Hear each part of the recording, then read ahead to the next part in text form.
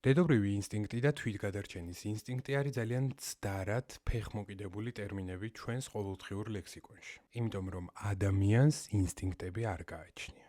ინსტინქტი არის ერთგვარი დაპროგრამებული ქცევა, რომელიც გენომში არის ჩადებული და კორექციას არ ექვემდებარება. ფუტკარს მაგალითად აქვს ინსტინქტი, როდესაც ის გაჩნდება სკაში, ოდნავ წამოიზრდება, როგორც კი ფრენა შეუძლია გადის გარეთ და აღარ იწყებს ფიქრს ღმერთო ეხა რა გავაკეთო. მიდის ყვავილთან და მოაქვს რაც მოაქვს. აკეთებს დაფლს, ნექტარი.